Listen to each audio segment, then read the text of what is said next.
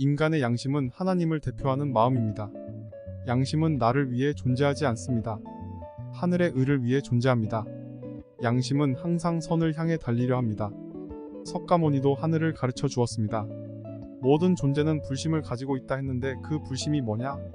그것은 순수한 본연의 마음을 말합니다. 마음의 본원지는 하나님이다.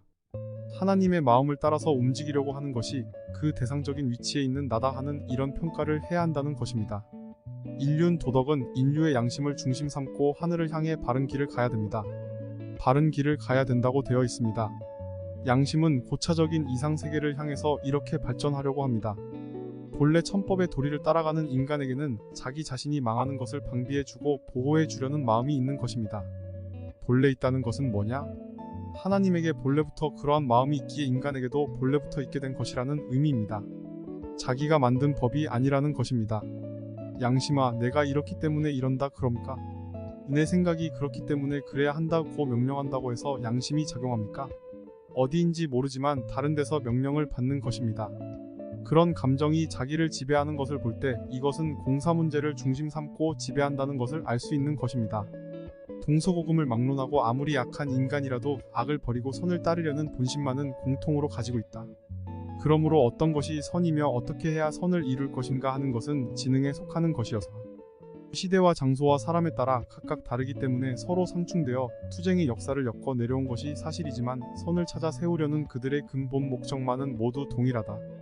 그러면 어찌하여 인간의 본심은 누구도 막을 수 없는 힘을 가지고 시공을 초월하여 선을 지향하고 있는가? 그것은 선의 주체이신 하나님이 선의 목적을 이루시기 위한 선의 실체 대상으로 인간을 창조하셨으므로 비록 타락인간은 사탄의 역사로 말미암아 선의 생활은 할 수 없게 되었으나 선을 추구하는 그 본심만은 여전히 남아있기 때문이다. 그러므로 이러한 인간들로서 엮어져 내려오는 역사의 갈 곳은 결국 선의 세계가 아닐 수 없는 것이다. 하나님의 창조는 참으로 신비하고 오묘함으로 가득 차 있습니다. 인간을 당신의 자식으로 창조하시고 만물의 영장으로 세우신 하나님께서는 인간에게 양심이라는 최고 최선의 선물을 주셨습니다. 인간이 지상계에서 일생을 항해하는 데 필요한 나침반으로 하사하신 것이 양심이라는 특별한 선물입니다. 흔히들 인생 100년을 얘기합니다. 그런데 인간은 누구를 막론하고 태어나서 죽는 순간까지 양심의 작용권을 벗어나지 못합니다. 그리고 양심의 작용 중 최고 최상의 기능이 바로 참부모 참스승 참주인의 역할 기능입니다. 다시 말해서 양심은 우리가 태어날 때부터 참부모 참스승 참주인의 위치에서 우리의 생을 지도하고 교육하는 하나님의 대신자라는 것입니다. 우리의 일거수일투족을 한순간도 놓치지 않고 인도하고 감시하는 책임이 양심의 기능이라는 것입니다. 그래서 양심은 우리의 모든 언행은 물론 생각까지도 부모보다 먼저 알고 스승보다 먼저 알고 하나님보다 먼저 아는 것입니다. 하나님께서는 인간의 삶을 지도하고 감시하는 본원적인 기능을 양심에게 전수해 주셨기 때문입니다. 그런데 수정처럼 맑고 투명해야 할 인간의 양심에 타락성의 때가 끼어 지금까지 각종 죄악과 질병 속에서 본래의 기능을 다 발휘하지 못하고 있는 것입니다. 따라서 사탄 주관권의 이 사악한 세계에서 하루라도 빨리 해방 마이너스 석방을 받고 싶어 울부짖고 있는 양심의 소리를 들을 줄 아는 여러분이 되어야 합니다. 양심의 방향성과 목적의 내용에 있어서 무엇이 되느냐 하면 참사랑이 목적의 내용이 되지 않을 수 없다는 결론이 나옵니다.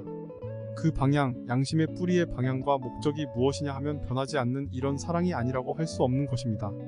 하나님의 사랑은 자기를 100%, 120% 투입하는 것입니다. 그런 것이 타락한 세상에 하나 남아있는데 그것이 아버지의 사랑이 아니라 어머니의 사랑입니다. 그것이 불씨와 같이 남아있습니다. 이 불씨가 남아있기 때문에 잘만 피우면 다시 불을 붙일 수 있다는 것입니다. 그것까지 없으면 구원도 불가능한 것입니다. 하나님의 창조 본성의 씨가 남아있기 때문에 구원이 가능하다는 것입니다.